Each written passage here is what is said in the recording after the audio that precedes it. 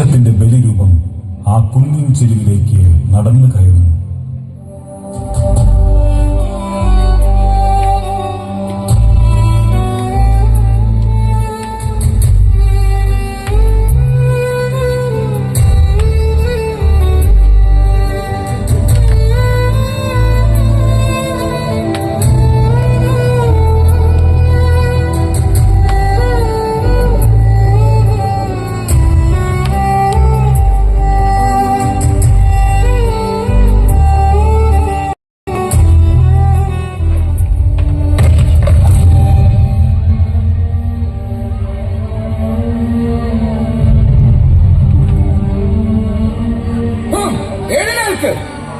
നിനക്കിനിയും ഒരുപാട് നടക്കാനുണ്ട്.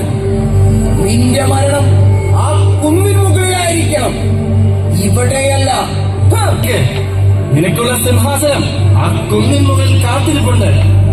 പടയാളികളെ, അല്പം കരുണ കാണിക്കും. ഇദ്ദേഹം മരിച്ചു പോകും.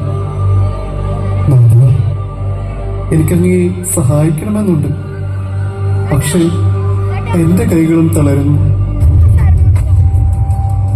മനുഷ്യ സഹജമായ എല്ലാ കരുത്തും ചോർന്നു പോയിരിക്കുന്നു. ശിമിയോൻ താങ്ങുന്നെങ്കിലും ലോകത്തിന് മുഴുവൻ പാപഭാരവും പേറുന്ന മരക്കുരിശ് ഈശോയെ മണ്ണിലേക്ക് അമർത്തുകയാണ്. ഇതാ മൂന്നാമതും അവിടുന്ന് ആ ചരൽപ്പാതയിൽ മുഖമടിച്ചു വീണു.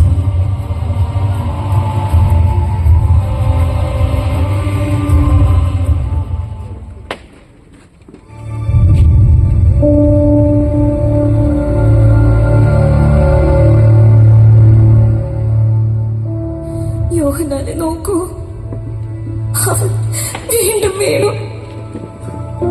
ആ കറുത്ത കുരിശ് അവന്റെ കഴുത്തിന് മുകളിലാണല്ലോ ഇരിക്കുന്നത്.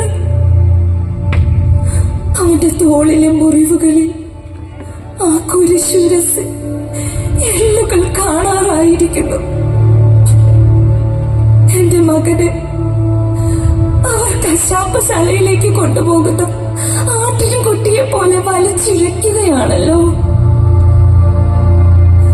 ശ്വാസം കിട്ടാതെ എന്റെ മകൻ പിഴയുന്നത് നീ കാണുന്നില്ലേ യോഹന്നാൻ? ദൈവമേ, പണ്ട് ഞാൻ അവനെ മാറോട് ചേർത്തുറുക്കിയതാണ്. ഇന്ന് അവനെ കല്ലും മണ്ണും നിറഞ്ഞ പാതയിൽ ചോരയൊലിപ്പിച്ച് കിടക്കുന്നു.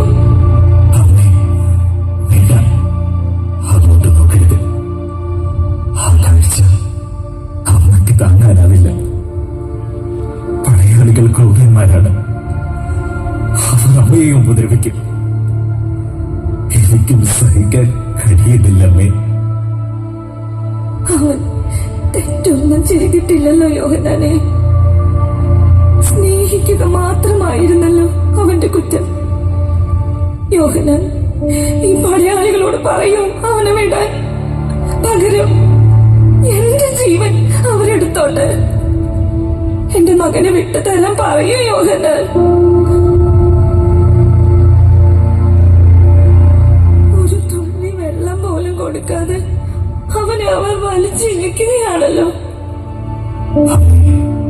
ആശ്വസിക്കുന്നു. ഇതാ ശിവയോൻ അവനെ സഹായിക്കുന്നുണ്ട്. അല്ലയോ ശിവയോനെ, നീ ഭാഗ്യവാനാണ്. ലോകരക്ഷകന്റെ ഫലം പങ്കിടാൻ നിനക്ക് കഴിഞ്ഞില്ല.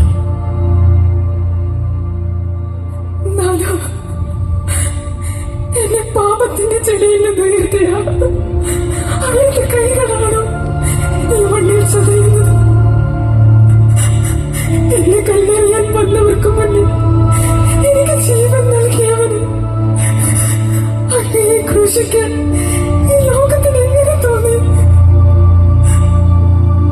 മകളെ, നീ അവനെ നോക്കൂ. അവൻ നമ്മളെയല്ലേ ആശ്വസിപ്പിക്കുന്നത്. ഇത്രയും വലിയ നോവിൽ നിൽക്കുമ്പോഴും അവന്റെ നോട്ടം നമ്മുടെ ഉള്ളിലെ മുറിവുകളെ ഉണക്കുന്നു.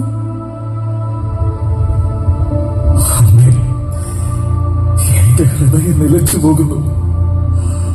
അന്തർക്ക് കാഴ്ച നൽകിയ ആ കണ്ണുകളിൽ ഇന്ന് ചോരയും പൊടിയും നിറഞ്ഞിരിക്കുന്നു. നമ്മളെ താലോലിച്ച കൈകളിൽ കുരിശിൽ തട്ടി മുറിഞ്ഞിരിക്കും. എനിക്ക് വയ്യ അമ്മേ, എനിക്കിനിയും നോക്കി നിൽക്കാൻ വയ്യ. നീ കരയരുത് മകനെ. നിന്റെ കണ്ണുനീർ കണ്ടാൽ അവൻ കൂടുതൽ തളരും. നോക്ക് യോഹന്നാൻ, ആ മുൾക്കിരീട് അവന്റെ നെറ്റിയിൽ ആഴ്ന്നിറങ്ങിയിരിക്കുന്നു. ഓരോ തുള്ളിച്ചോരയും അവന്റെ കവളിലൂടെ ഒലിച്ചിറങ്ങുമ്പോൾ അതെന്റെ ഹൃദയത്തിലെ ചോരയാണെന്ന് എനിക്ക് തോന്നുന്നു. അവനെ ഒന്ന് തൊടാൻ, ആ മുറിവിലൊന്ന് ചുംബിക്കാൻ എനിക്ക് കഴിഞ്ഞിരുന്നെങ്കിൽ. മലയാളികൾ അവരെ വിളിച്ചിരിക്കുകയാണ്. അവരൊരു വാക്കുപോലും മിണ്ടുന്നില്ലല്ലോ അമ്മേ. ഒരാട്ടിൻകുട്ടിയെ പോലെ അവൻ മൗനമായി നിൽക്കുന്നു. നമ്മളോടവൻ പറഞ്ഞിരുന്നല്ലോ മനുഷ്യപുത്രൻ ഏൽപ്പിക്കപ്പെടണമെന്ന്. പക്ഷെ ഇത്രയും വലിയൊരു ക്രൂരത ഞാൻ സ്വപ്നത്തിൽ പോലും കരുതിയില്ല. ഒരു കുറ്റവാളിയെ പോലെ എന്റെ മകനെ അവർ ലോകത്തിന് മുന്നിൽ പ്രദർശിപ്പിക്കുന്നു. എങ്കിലും യോഹന്നാനെ, അവന്റെ കണ്ണുകളിൽ ഒന്ന് നോക്കൂ. അവിടെ പകയില്ല, വെറുപ്പില്ല, മറിച്ച് സ്നേഹം മാത്രമാണ്. യോഹന്നാൻ, എനിക്ക് ആ കുരിശു ചൂട് വരെ ഒന്ന് എത്തണം. അവിടെ എനിക്ക് എന്റെ മകനെ കാത്തു നിൽക്കണം.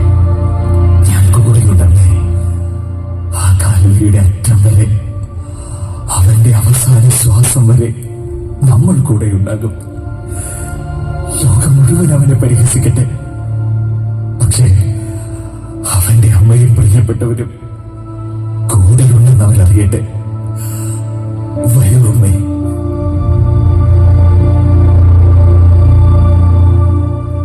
മകന്റെ ശരീരത്തിൽ നിന്നും അടർന്നു വീഴുന്ന ഓരോ തുള്ളി ചോരയും തന്റെ ആത്മാവിനെ തുളയ്ക്കുന്ന വാളാണെന്ന് ആ അമ്മ തിരിച്ചറിയുന്നു. ചുറ്റും പരിഹാസങ്ങളുടെയും ആക്രോശങ്ങളുടെയും കടലിരമ്പം. ഭയന്നോടിയ ശിഷ്യന്മാർക്കിടയിൽ തന്റെ ഗുരുവിനോടുള്ള അചഞ്ചലമായ സ്നേഹം കൊണ്ട് മരണം പോലും ഭയക്കാതെ കൂടെ നിൽക്കുന്ന യോഹന്നാൻ. മാതൃസഹജമായ വേദനയും ശിഷ്യന്റെ നിസ്സഹായതയും ഇഴചേരുന്ന നിമിഷം.